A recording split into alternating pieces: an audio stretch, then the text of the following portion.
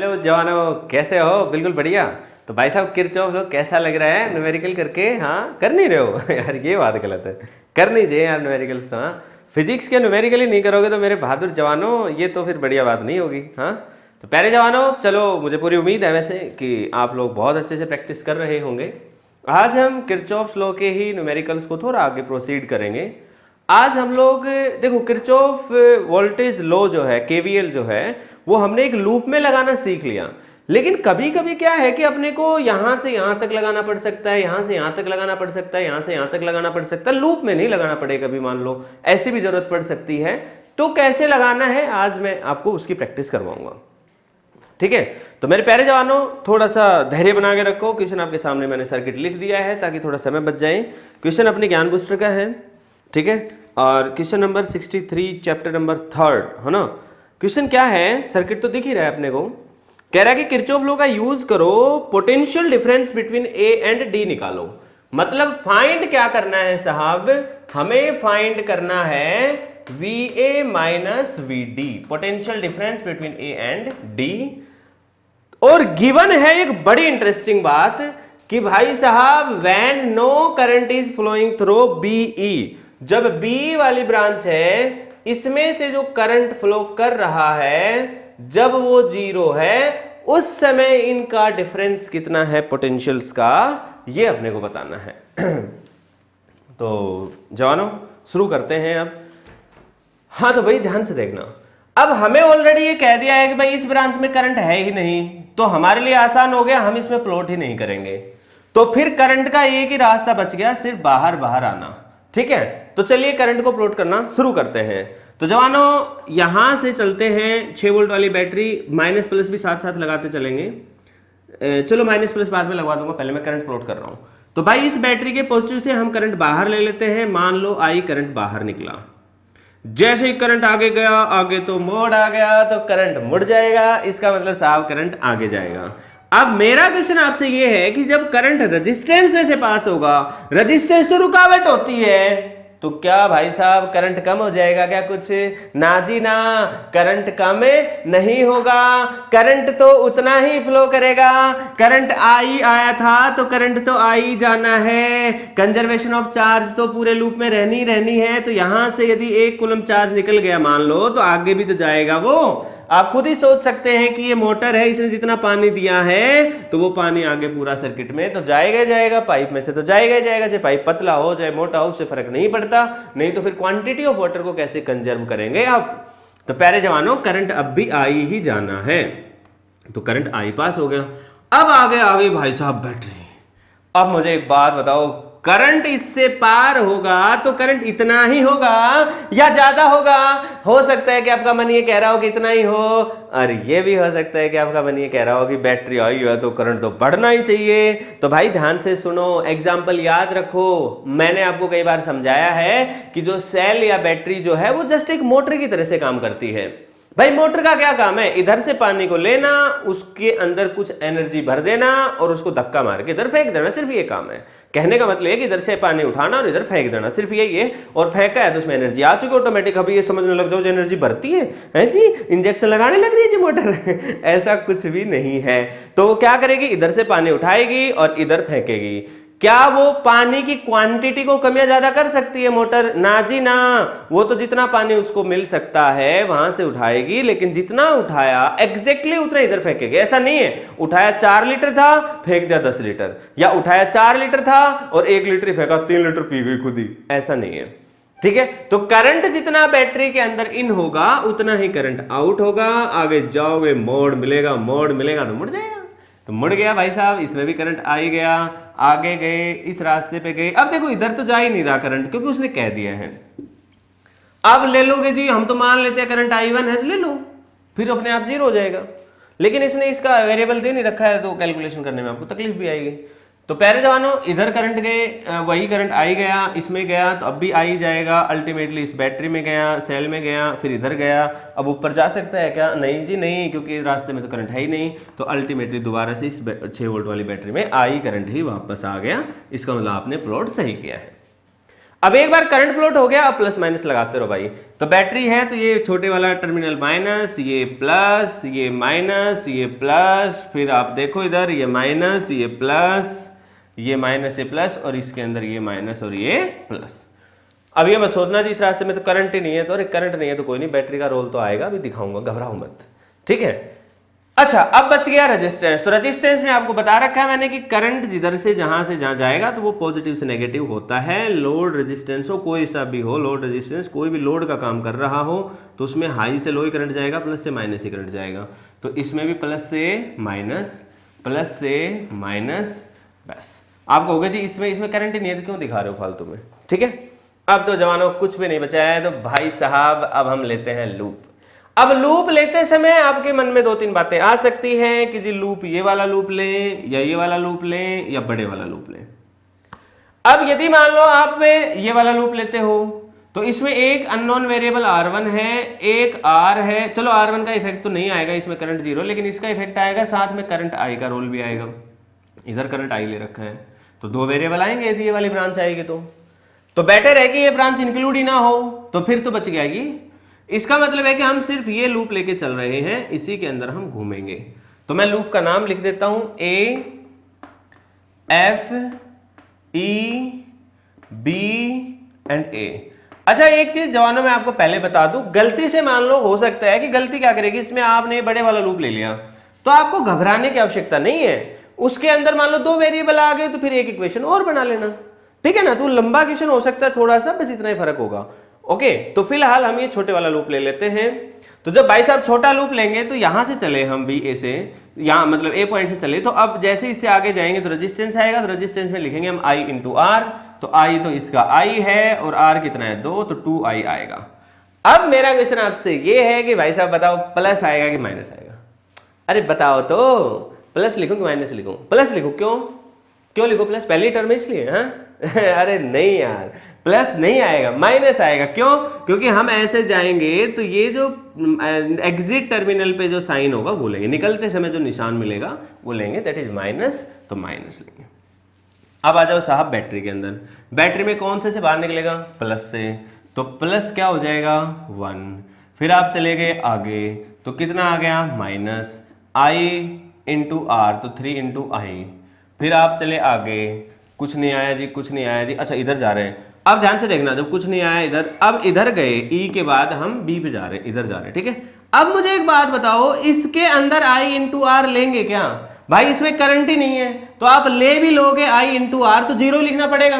तो इसका मतलब क्या आएगा साहब, जीरो, और उसमें प्लस माइनस का कोई रोल नहीं है। अब भाई हमसे यहां एक गलती हो सकती है, आपको ध्यान रखना है, इस ब्रांच में करंट जीरो है तो इसका मतलब ये नहीं है कि बैटरी का भी इफेक्ट कंसीडर ना करो। तो थोड़ा सा ध्यान रखना है, बैटरी का इफेक्ट तो लेना ही है यदि बैटरी है या सेल है तो यहां पर जो सेल लगा रखी है तो इसका इफेक्ट तो लेंगे। तो बाहर निकलते समय प्लस का निशान लेंगे और 3 आ जाएगा। फिर आप इधर जाएंगे तो प्लस का 6 हो जाएगा और वापस ए पर पहुंचे तो इक्वल टू 0। 3 और 6 9 और एक क्या हो गया 10, तो भाई साहब 10, और ये -3 और ये -5 हो चुका है, इक्वल टू 0। इसका मतलब जवानों 5I इक्वल टू 10, इसका मतलब I इक्वल टू 2 एम्पियर। इसका मतलब भाई करंट आ चुका है 2 एम्पियर। 2 एम्पियर करंट सर्किट में फ्लो कर रहा है। अब जवानों जब करंट की वैल्यू आ चुकी है, अब हम बहुत इंटरेस्टिंग चीज सीखने वाले हैं, जो हमारे इस वीडियो का मकसद भी था कि हम एक ब्रांच में लगाना सीख रहे हैं किरचॉफ लॉ। तो अब हम इसको ब्रांच में कैसे लगाएंगे वो मैं आपको समझाता हूं। अब ध्यान से समझना भाई, जब जब किसी भी पूरे लूप की बजाय किसी भी एक छोटे से हिस्से में लगाना है, किसी भी एक ब्रांच में आपको किरचॉफ लॉ लगाना है, तो उसमें जो इनिशियल पॉइंट है और जो फाइनल पॉइंट है उनका पोटेंशियल आप मान लीजिए। तो प्यारे जवानों हम लगाना चाह रहे हैं A F E D, क्योंकि A से D तक पहुंचना है तो हम ऐसे जा रहे हैं। फिर आपका मन होगा जी ऐसे क्यों जा रहे हो, ऐसे जाएं तो भी मैं करके दिखाऊंगा, क्यों घबरा रहे हो यार। फिर आपका मन आएगा जी ऐसे जाएं तो भी मैं करके दिखाऊंगा, क्यों घबरा रहे हो। हाँ तो देखते हैं, पहले सिंपल रास्ते से जाते हैं, A F E D, A F E D दिखाई दे गया, A F E D। तो जवानों हम यहां पे मान लेते हैं सबसे पहले, let potential of point A is VA चाहे लूप रास्ता कोई सा भी जाओ, ये बात तो आप मान सकते हो, लूप बाद में लिख दूंगा मैं नाम। Potential of point D is equal to V D, और अब आप लूप का नाम लिख दो, मतलब लूप तो नहीं है पूरा ये, जो भी रास्ता है ए एफ ई डी, देखो डी तक खत्म हो रहे, ए पे खत्म नहीं हो रहे। अब यहां समझने की बात है भाई, जब आप इस रास्ते पे इस तरीके से जाने लग रहे हो तो जिस पॉइंट से आप शुरू होंगे उसका पोटेंशियल लिखेंगे। जवानों, जब मैंने यहां पर लूप लगाया तब मैंने नहीं लिखा था, लेकिन अब अपने को लिखना है, तो मेरे को क्या लिखना है, V A, potential of the point ए। अब आगे डिट्टो रूल वही है, आगे वही है, तो रेजिस्टेंस के लिए आई इंटू आर लिखेंगे, तो आई कितना है, आई, टू कितना है, टू, तो टू इंटू आई, और साइन क्या है, माइनस का, फिर इसमें देखेंगे तो प्लस का 1, देखना भाई ध्यान से, फिर आप इसमें देखेंगे तो माइनस का 3i, फिर आप अब पहुंच गए डी पॉइंट पे। अब मेरे प्यारे जवानों, यदि हम वापस घूम के ए पर ही आते तो ना तो हम यहां भी ए लिखते और इधर भी हम इक्वल टू 0 कर देते, लेकिन जब हम ऐसा नहीं कर रहे तो जब ए से डी पे जाएंगे तो आप इधर ए लिखेंगे और इक्वल टू करके आप जिस जगह पहुंचे हैं उस जगह का पोटेंशियल लिखेंगे।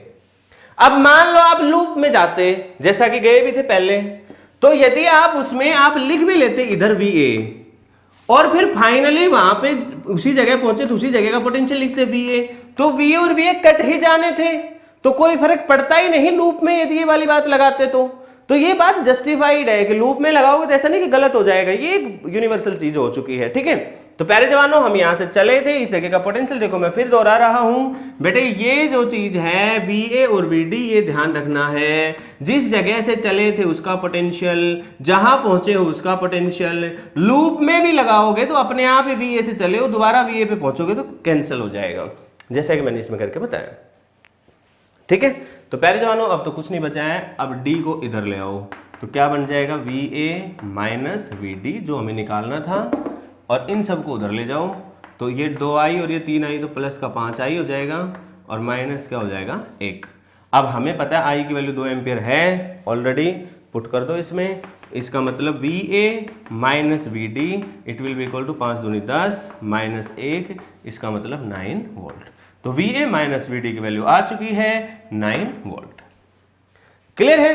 अब मैं आपको यही सेम चीज दूसरे रास्ते से करके दिखा रहा हूं, क्योंकि मेरा मेन मकसद है आपको लूप रूल पूरे लूप की बजाय एक रास्ते पर लगाना सिखाना है, तो उसको हम एक दूसरे रास्ते से भी देखते हैं।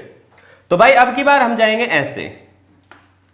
अब आपके मन में सवाल एक और भी आ सकता है जी, ई और डी तो दोनों एक ही नाम है। बिल्कुल सही बात है, यहां भी रुक सकते हो, यहां भी रुक सकते हो, हमने जानबूझ के क्योंकि सर्किट में यहां तक नाम दे रखा है तो हम यहां पहुंच रहे हैं।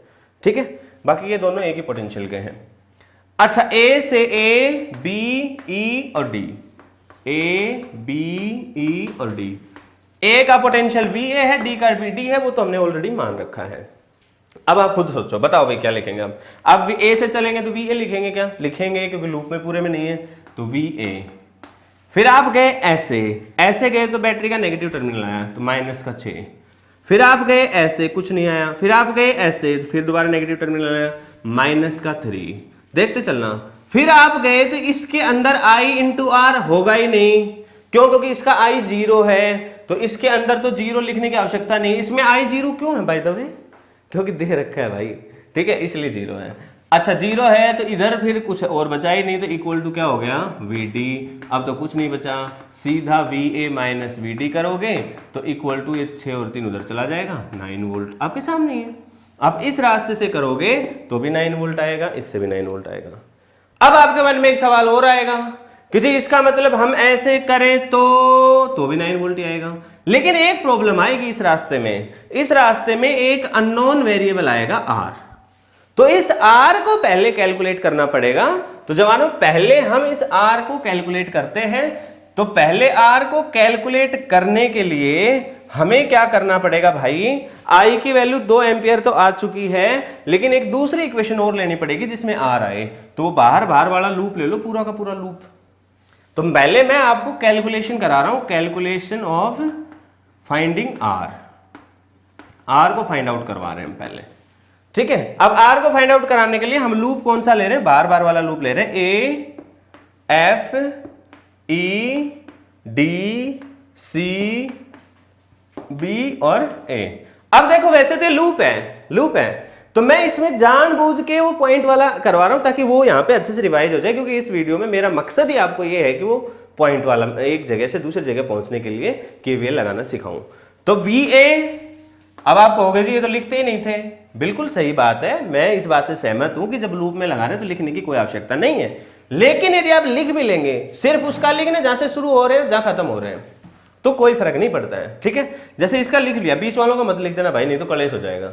तो VA, अब आगे तो वही आएगा -2 × I, फिर प्लस का 1, फिर माइनस का 3I, फिर माइनस का R × I, फिर प्लस का 4, फिर प्लस का 6। अब ध्यान से समझना है, अब यदि आप प्लस का 6 करके अब दोबारा A पर पहुंच रहे हैं तो इक्वल टू VA लिखो। क्यों लिखा इक्वल टू VA? क्योंकि जब शुरू किया था तब आपने पोटेंशियल से शुरू किया था, नहीं तो आप 0 से शुरू करते तो हम इधर भी 0 लिख देते।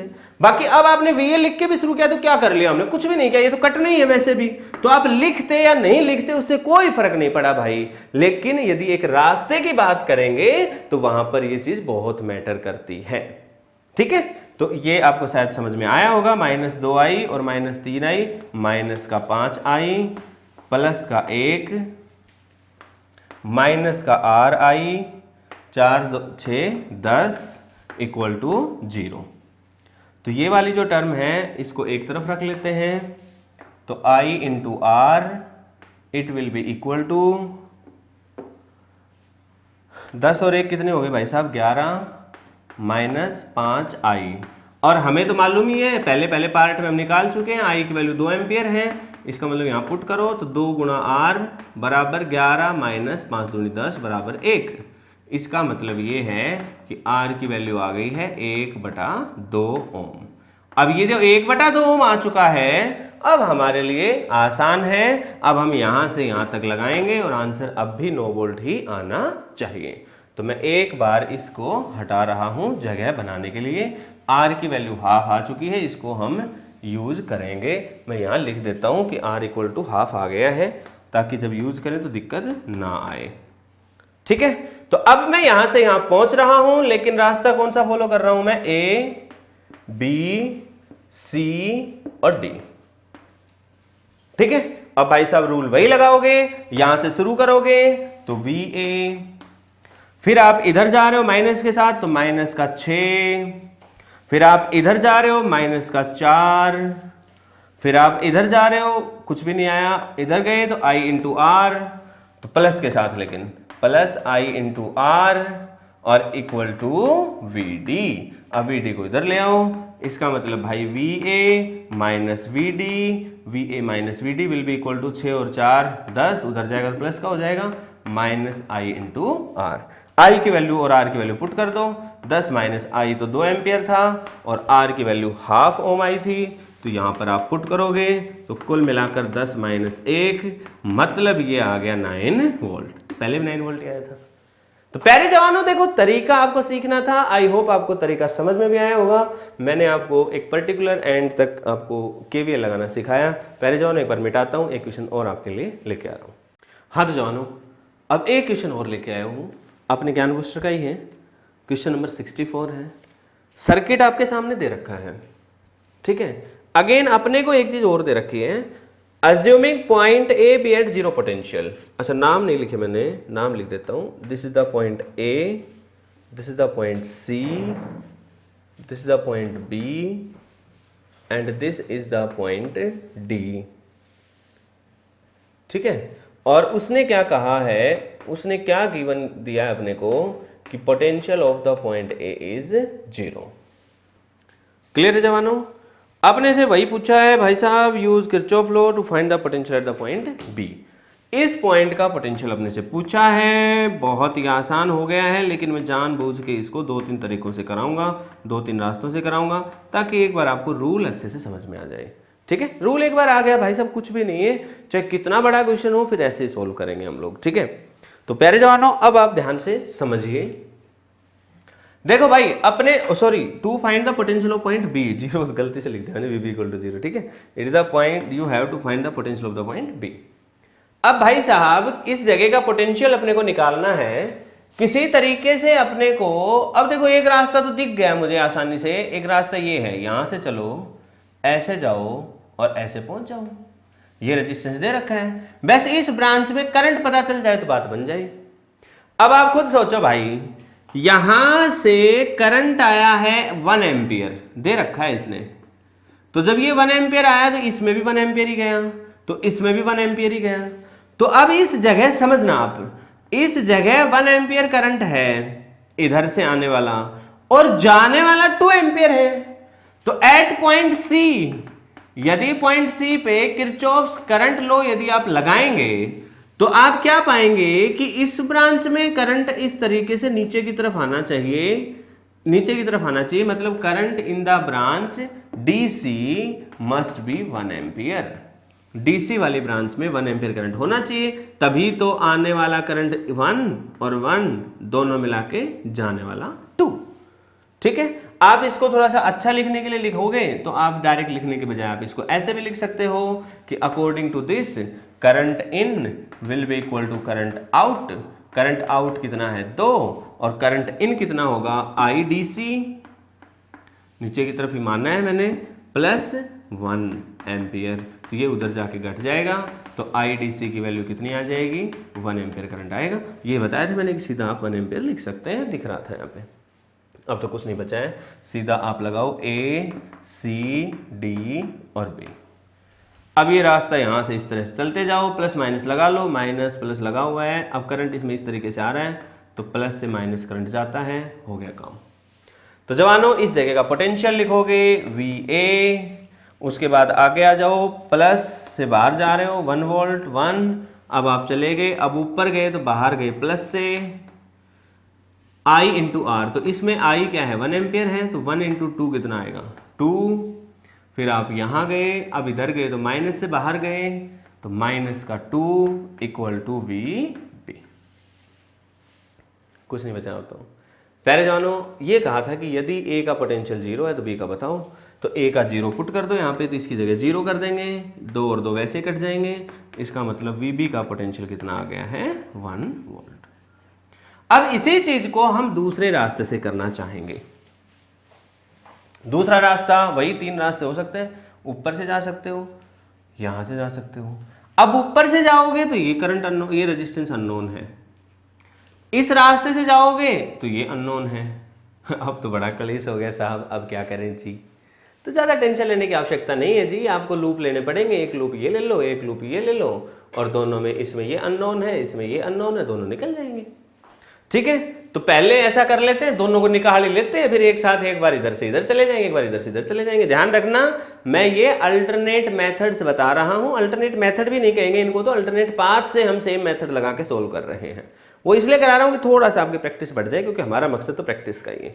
क्लियर है, पेपर में एक ही करना है, कभी अपनी नॉलेज झाड़ने लग जाओ। हाँ, तो जवानों हम लोग पहले इस वाले ब्रांच में लूप ले लेते हैं, A C D E A। ठीक है, A C D E और A दिख रहा होगा, तो यहां से चलेंगे ऐसे, तो बाहर गए प्लस 1, फिर हम इधर गए तो फिर प्लस 2 एक कम 2, फिर इधर गए कुछ नहीं आया, फिर इधर गए नीचे की तरफ गए तो ये प्लस और ये माइनस, तो माइनस का R, क्योंकि 1 एम्पियर था तो R गुणा 1 तो 1 ही होगा, और A पर ही पहुंच गए तो इक्वल टू 0। क्लियर है, तो यहां से 2 और 1 क्या हो गया 3, तो R इक्वल टू 3, ये उधर चला जाएगा ना, तो R इक्वल टू 3 ओम आ गया। अब एक बार ये लूप लगा लो, तो ये रेजिस्टेंस आ चुका है 3 ओम। अब आप ये लूप में R1 निकाल लेते हैं, लूप का नाम लिख देता हूं मैं C, यहां कुछ और नाम रख दो, G लिख दिया चलो मैंने, तो C G B D और फिर C। अब ये वाला जो लूप है इसमें हम इस तरफ से जा रहे हैं, तो यहां से कोई भी नहीं आया।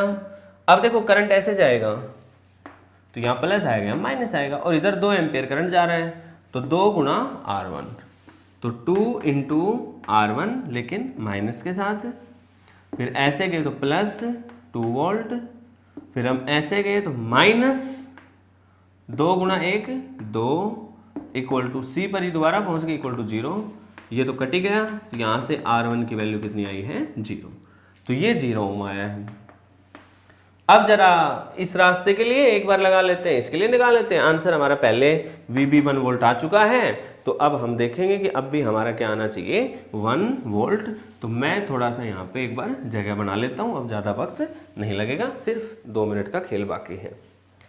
तो हम जा रहे हैं A, E, D और B, इस रास्ते से जा रहे हैं।